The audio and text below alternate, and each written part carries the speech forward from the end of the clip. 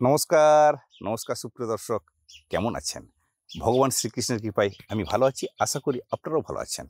এঁচুড় চাষে লাখ টাকা এর নতুন একটা প্রতিবেদনে আপনাদেরকে সাদর আমন্ত্রণ জানাই।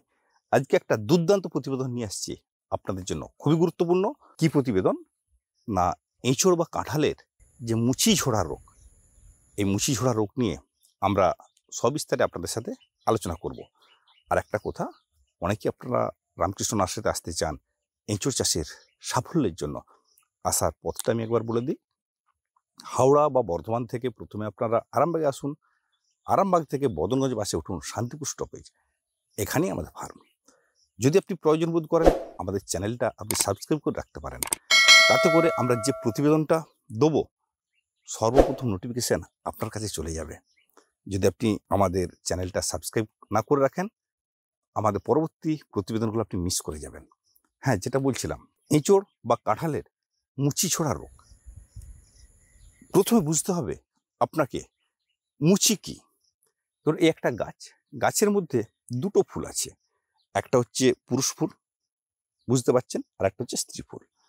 তাহলে দুটো ফুল, পুরুষ ফুলের সাথে স্ত্রী ফুলের পরাগ মিলনের ফলে হয়ে ওঠে একটা সুস্থ সবল কাঁঠাল বা এঁচোড়। তাহলে গাছে কটা ফুল হয়? দুটো ফুল। একই গাছে দুটো ফুল হয়।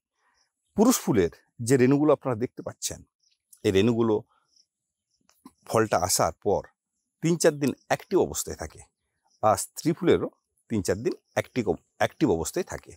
এই পুরুষ ফুলের পরাগগুলো স্ত্রী ফুলের গায়ে যত মিলন ঘটে, তত কাঁঠালের বীজের পরিমাণ বাড়ে এবং কাঁঠালটা সুগোল হয়। তাহলে পরাগ মিলনটাই হচ্ছে একটা বড় কথা। হ্যাঁ, যেটা বলছিলাম, স্ত্রী ফল দেবে, এটা তো স্বাভাবিক। কিন্তু পুরুষ ফল যখন 4-5 দিন হয়ে গেল, তার অ্যাক্টিভ মুড কেটে গেল, অটোমেটিক গাছ থেকে ঝরে পড়বে। তা আপনি পুরুষ ফল আর স্ত্রী ফল চিনবেন কী করে?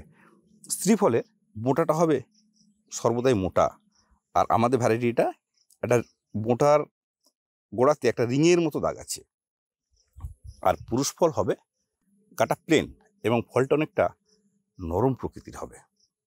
তাহলে প্রাথমিক বোঝাতে পারলাম, এই যে পুরুষ ফলগুলো যখন অ্যাক্টিভ মুড কাটলো, গাছ থেকে ঝরে পড়লো বা গাছের মধ্যেই তার পচন শুরু হলো, খুব সুকৌশলে ওই ফলগুলো আপনাকে মাটির থেকে সংগ্রহ করে ফেলতে হবে এবং গাছ থেকে দূরে বা বাগান থেকে দূরে একটু মাটি খুঁড়ে তার মধ্যে পুঁতে ফেলতে হবে। কেন? প্রাথমিকভাবে ফল ঝরা রোগের যে ছত্রাকের আক্রমণ, ওটা আসে পুরুষ ফলের থেকে। তাহলে পুরুষ ফল থেকে যখন আসবে, কিভাবে আসে না, পুরুষ ফল থেকে ছত্রাকের যে আক্রমণটা ঘটে, মাছি বা পতঙ্গ এদের পায়ে লেগে সেটা যখন স্ত্রী ফলে বসে তখন আক্রান্ত হয়ে যায়। কোন সময় আক্রান্ত বেশি হয়? যখন আর্দ্র আবহাওয়া যখন আর্দ্রতা থাকে, তখন এই রোগের প্রকোপটা বেশি। তাহলে আর্দ্র আবহাওয়া কীভাবে নিয়ন্ত্রণ করবেন? দেখুন, প্রকৃতি আমাদের নিয়ন্ত্রণের বাইরে। কিছু কিছু আমরা নিয়ন্ত্রণ করতে পারি। মাটির মধ্যে যে আর্দ্রতা খুব বেশি হলে সেক্ষেত্রে এই রোগের আক্রমণ বেড়ে যায়। সেক্ষেত্রে আপনারা মাটির মধ্যে জলের নিয়ন্ত্রণ করুন। কীরকম না, খুব স্যাঁতস্যাঁতে না রেখে একটু মাটিটা শুকনো শুকনো ভাব রাখুন, প্রয়োজন মতো জল দিন। আর আকাশের যে আর্দ্রতা দেখবেন পৌষ মাঘ মাস, এই সময় কুয়াশাচ্ছন্ন থাকে, সূর্যের প্রকোপ বা সূর্যের আলোর যে প্রকোপ কমে যায়, তখন এর আক্রমণটা বেশি ঘটে। তাহলে আমি কি প্রাথমিকভাবে আপনাকে বোঝাতে চাইলাম, পুরুষ ফল আমাদের ঝরে পড়বে, এটা নিয়ে মাথা খারাপ করার কিছু নেই। আমাদেরকে মূল লক্ষ্য রাখতে হবে স্ত্রী ফল। স্ত্রী ফলগুলোকে আমাদেরকে সুন্দরভাবে বড় করতে হবে। আর একটা ফল ঝরে যাওয়ার কারণ হচ্ছে ফল ছিদ্রকারী পোকা। এই ফল ছিদ্রকারী পোকা যদি আপনার ফলগুলো আক্রান্ত করে দেয়, সেক্ষেত্রে ফলগুলো আমাদের, যে কথাটা বলছিলাম, মাটির প্রাথমিকভাবে আপনারা আর্দ্রতাটা বজায় রাখুন প্রয়োজন মতো। আর নাইট্রোজেন সারের আধিক্য কমাবেন, আর্দ্রতাটা প্রয়োজন মতো রাখবেন। আর গাছ থেকে যে মুচিগুলি ঝরে পড়ছে সেগুলো আপনারা বাগান থেকে দূরে নিয়ে যেয়ে অবশ্যই মাটির মধ্যে পুঁতে দেবেন। এরপর আপনাকে কি করতে হবে? গাছ প্রতি 4 গ্রাম পার লিটার জলে ব্লাইটক্স গুলে 10-15 দিন অন্তর অন্তর গাছের গোড়ার থেকে মানে মাটি সংলগ্ন অবস্থা থেকে একবারে ডোগা পর্যন্ত খুব সুন্দরভাবে গাছটা আপনাকে ভিজিয়ে দিতে হবে। তাহলে গাছটা আপনি ভেজাবেন আর জমিটা সবসময় আগাছা মুক্ত রাখবেন। এরপর যদি আপনার ছত্রাকের আক্রমণ ঘটে তখন আপনাকে অন্য কোনো ব্যবস্থা নিতে হবে।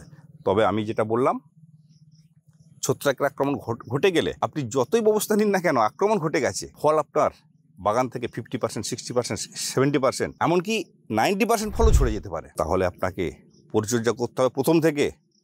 মাটির আর্দ্রতা নিয়ন্ত্রণ করুন, নাইট্রোজেনের আধিক্য কমান, আর গাছের উপর থেকে নিচে পর্যন্ত রোগ আপনার লাগুক বা না লাগুক 4 গ্রাম প্রতি লিটার জলে ব্লাইটক্স গুলে আপনি স্প্রে করতে থাকেন বা স্প্রে করতে থাকুন। আমি আশা করি এতে আপনি সমস্যার সমাধান পেয়ে যাবেন। আর যে সমস্ত মানুষ এঁচড় চাষ করে সাফল্য পেতে চাইছেন, আসুন আমাদের রামকৃষ্ণ নার্সারিতে। আমাদের নিজস্ব কোনো বাগান নেই, কিন্তু কাতারে কাতারে আমরা কৃষকের বাগান গড়ে দিয়েছি, যেটা আমাদের স্বপ্ন ছিল। আপনি যদি বিকল্প চাষে সাফল্য পেতে চান, আসুন বাগানগুলো দেখুন, আপনি খুশি হয়ে যাবেন। জীবনের একটা দিন না হয় সময় নষ্ট করলেন, আমার এটুকু বিশ্বাস আছে আপনি খুশি হয়ে যাবেন। আজকে প্রতিবেদনটা বড় করছি না, দেখা হচ্ছে পরবর্তী কোনো প্রতিবেদনে। ততক্ষণ পর্যন্ত ভালো থাকবেন। নমস্কার।